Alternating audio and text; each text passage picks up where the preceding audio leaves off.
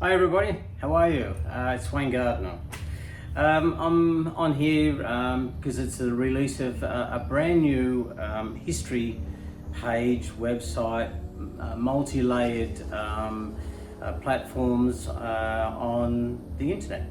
And we're releasing lots of history, lots of photos, lots of history, information, about bike tuning, car driving, bike riding, everything that I know in my head that I'm downloading, even my motivation. I'm going to have a motivation app on here as well, so that you'll be able to go and learn and understand it. And for those guys that want to go out and try to race, they can pick up some really great information. So here's the start, and I want to start with one of the most epic races ever, Phillip Island 1989.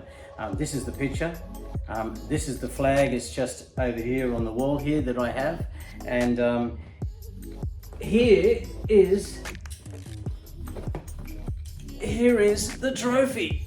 Oh, and it's a big piece of marble with opal in the top. And this is the trophy when I won the Phillip Island 1989 GP, the very first ever.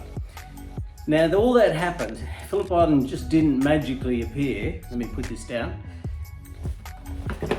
It didn't magically appear. That all started because Bob Barnard, I was world champion at the time in 87. And he asked me to come to the Grand Prix in Adelaide, which was where the first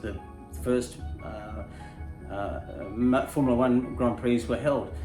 And he was the runner. That was the event promoter. And he said, "I got this great idea."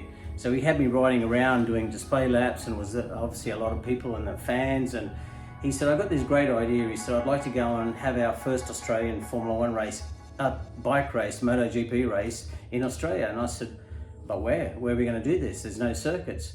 He goes, "Well, I've got some track in mind, but I don't know just yet. I have to go and do some research." He said, "But I need you, if you want to, you can join forces with me, and I need you to lobby the government, and the politicians, the radio stations, the newspapers, the media, the fans. I need a lot of help here." He said, "And I also need your knowledge about the track. We can go around the track and inspect it and talk about runoff areas." And I said, "Sounds fantastic. I'd love to see a MotoGP race in Australia."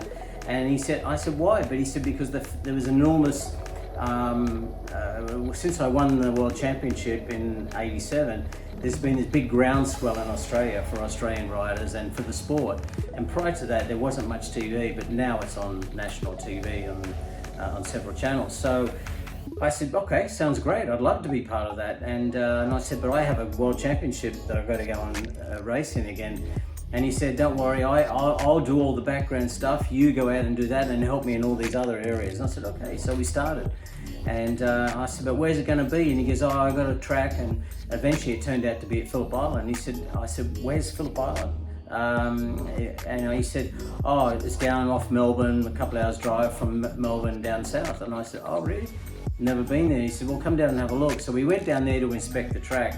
But when we went there in 88, it was just an overgrown, it was a racetrack there, but it was overgrown with weeds growing through the track and sheep everywhere. And I said, "You can't have a race here. This is impossible. There's sheep and cattle and everything on the property." He said, No, leave it with me." He said, "I can fix this." And I said, "Okay." He said, "Let's go for a walk." And we drove around the track, and we walked around the track. And he said, "What do you think about this corner for a bike? And is it?" I said, "It's going to be amazing. It's fast, you know." I said, "I can't wait because I love fast tracks."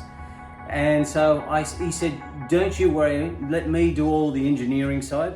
You help me on all the marketing, promotion, lobbying the government and government support and so on." So I said, "Okay, I'll put my bit in." So we went to work together. I was racing at the time, and he kept calling me saying, "It's coming along." He said, "It's looking magnificent," and I was excited to see it. And 2 years later, it was 89, and he said, "We've got our first GP on." I was helping lobby the MotoGP people at that time to get it out there, and giving it a real big push with the FIM. And it all happened. I turned up, and we all turned up to race. So we started testing there, and I went, wow, this is incredible track. This is going to be produce amazing racing.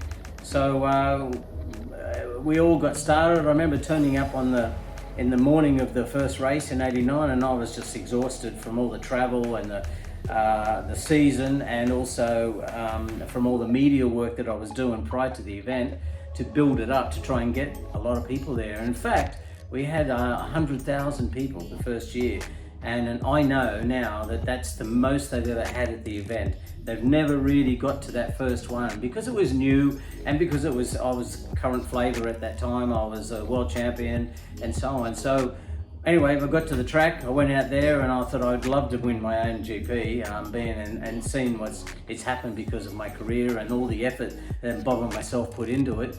So I got stuck into it, and I remember the videos. In fact, you can see it on YouTube, the race, and with Daryl Eastlake going, it's huge, is the race. And there was 18 changes during the race. And 18 changes of magnificent racing. The bikes were fast, they were hairy, they were on the edge of it, and it was pretty scary. But anyway, I went on with a battle. There was 18 changes for the lead.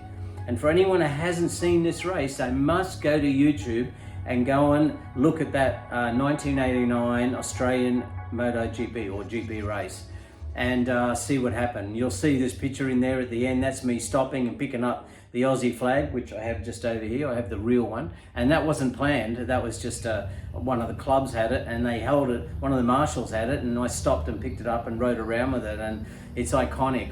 And I think a lot of people will also remember when Donna, my wife, was running out on the track when I was coming back, and she's carrying a can of Coke, and in fact that can of Coke turned into sponsorship after all that. So, 1989 was an amazing year.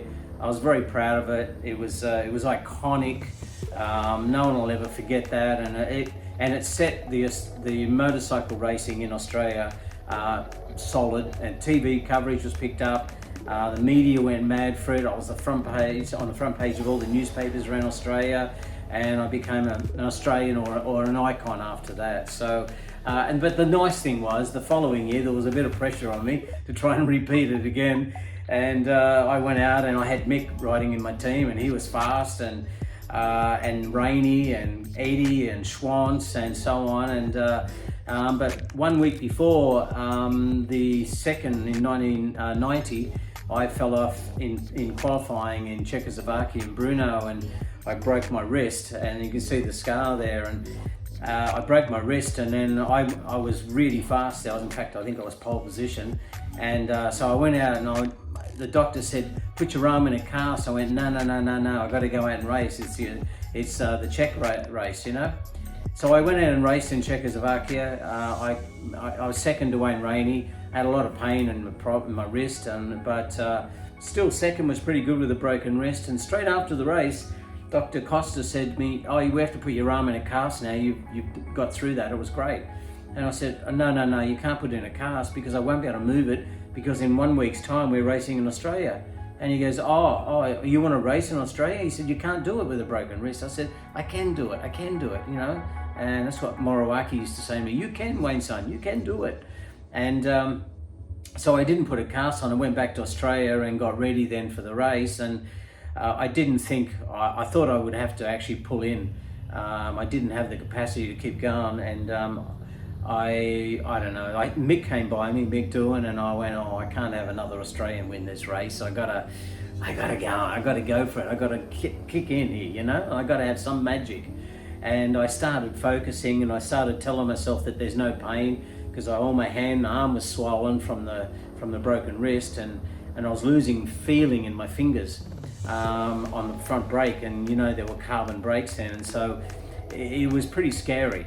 And I went, "No, come on, you can do it, So I put my head down, started focusing, and started dealing with the pain in another way. And I tried to put it in the back of my mind, and I set a time and a place for the pain. And I pushed through the pain barrier, and I caught it. And Mick had pulled about 4 or 5 seconds on me, and I started then working away to see if I could catch him. And I was in enormous pain, but trying not to think about it. Don't think about it. Focus on the track, focus on the corners. and I just kept pushing and pushing and pushing. And on about the second last lap, I caught up to Mick and passed him down the straight. I had a broken fairing as well. The stay was, the fairing had dropped down, so I was trying to go sideways down the straight at 330 kilometers an hour. And the pain on braking was just enormous.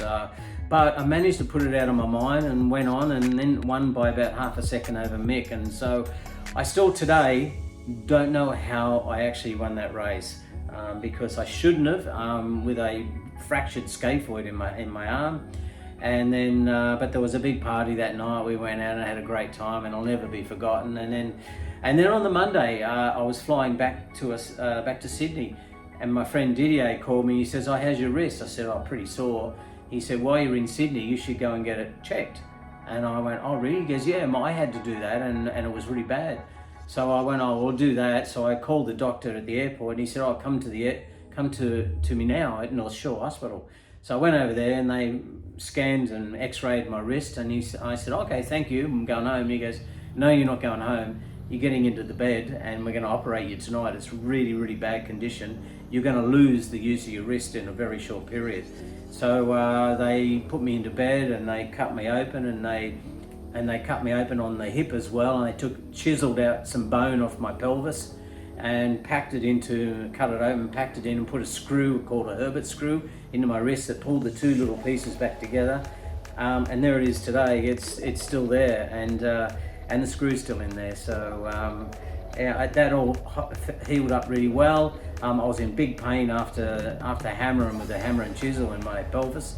They stitched me up, and went back to Wollongong and stayed a week or so, and then back to racing. So, and my wrist has been fine ever since. So good story, really good story. And that is where it all started, at Phillip Island. So I'm very proud. It's on this weekend. Enjoy it, everybody. It's a fantastic track. I just wish I was riding there still. But you know, another year, and you never know, I might come out of retirement and have another go. I don't think so. But look, thank you all, and stay in touch with the new site here, because this is going to be very, very interesting. Lots of input, lots of trophies. I have rooms and rooms and rooms full of trophies and history, photographs. There's thousands of photos here that I'm going to install and put it on the site. Trophies, everything about me, history, riding tips, mechanical stuff, tips, setup, cars, bikes, all the things that I've done. I'm happy to put it all out there for you guys, and you can use it and enjoy it, and keep following what I'm doing. See you later. Thank you for your time.